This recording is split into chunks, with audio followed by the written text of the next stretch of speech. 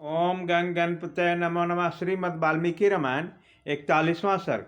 श्री राम के वनागमन से वनवास की स्त्रियों का विलाप तथा नगर वासियों का शोकाकुल अवस्था।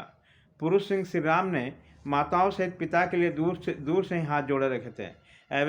ऐसी अवस्था में जब वो रथ द्वारा नगर से बाहर निकले तो उस समय वनवास की रानियों में बड़ा हाहाकार बच गया।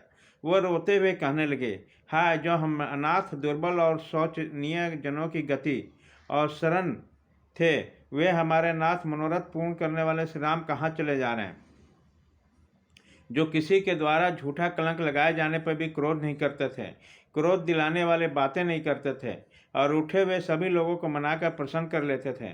वे दूसरे के दुखों में संवेदना प्रकट करने वाले राम कहाँ जा रहे हैं, जो महातेजस्वी महात्मा श्री राम अपनी माता कौशल्या के साथ जैसा बर्ताव करते हैं वैसा ही बर्ताव हमारे साथ भी करते थे, वह कहाँ जा रहे हैं। कैकेयी के द्वारा क्लेश में डाले गए महाराज के बन जाने की कहने पर हम लोग को अथवा समस्त जगत की रक्षा करने वाले श्री रघुवीर कहाँ जा रहे हैं। अहो, ये राजा बड़े बुद्धिहीन हैं, जो कि जीव जगत के आश्रयभूत धर्मपरायण सत्यवर्ती श्री राम को वनवास के लिए देश निकाला दे रहे हैं। इस प्रकार वह सबकी सब रानियां बछड़ों से बिछड़ी हुई गौवों के तरह दुख से आर्त होकर रोने लगी और उस स्वर से क्रंदन करने लगी। अंतःपुर में घोर अर्थनाद सुनकर पुत्र शोक से संतप्त हुए महाराज दशरथ बहुत दुखी हो गए। उसी दिन अग्निहोत्र बंद हो गया, गृहस्थों के घर भोजन नहीं बना, प्रजाओं ने कोई काम नहीं किया। सूर्यदेव अस्ताचल को चले गए, हाथियों ने मुंह में लिया हुआ चारा छोड़ दिया, गौवें ने बछड़े को दूध नहीं पिलाया और पहले पहले पुत्र जन्म देकर भी कोई माता प्रसन्न नहीं हुई। तिरशंकु मंगल गुरु बुध तथा अन्य समस्त ग्रह शुक्र शनि आदि रात में चक्र गति से चंद्रमा के पास पहुंचकर दारुण होकर स्थिर हो गए। नक्षत्रों की कांति फीकी पड़ गई और इन निस्तेज हो गए। वह सबके सब आकाश में विपरीत मार्ग पर स्थित और धुमाचन प्रतीत हो रहे थे। आकाश में छाई हुई मेघमाला वायु के वेग से उमड़े हुए समुद्र के समान प्रतीत होती थी।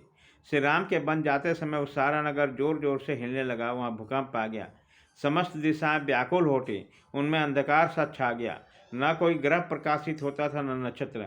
सहसा सारे नागरिक दीन दशा को प्राप्त हो गए, किसी ने भी आहार या विहार में मन नहीं लगाया। अयोध्यावासी सब लोग शोक परंपरा से संतृप्त हो निरंतर लंबी सांस खींचते हुए दशरथ को कोसने लगे। सड़क पर निकला हुआ कोई भी मनुष्य प्रसन्न नहीं दिखाई देता, सबका मुख आंसुओं से भीगा हुआ था और सभी शोकमग्न हो रहे थे। शीतल वायु नहीं चलती थी, चंद्रमा सौम्य नहीं दिखाई देता था, सूर्य भी जगत को उचित मात्रा में ताप या प्रकाश नहीं दे रहा था। सारा संसार ही व्याकुल हो उठा। बालक माँ बाप को भूल गए, पतियों की स्त्रियाँ याद नहीं आती और भाई का स्मरण नहीं करते। वो सब कुछ छोड़कर केवल श्री राम का ही चिंतन करते थे। जो श्री राम के मित्र थे वह सब तो और भी अपनी सुध-बुध खो बैठे। शोक के भार से आक्रांत होने के कारण रात में सोए नहीं। इस प्रकार सारी अयोध्या से राम से रहित होकर भय और शोक से प्रज्वलित होकर इसी प्रकार घोर हलचल में पड़ गई।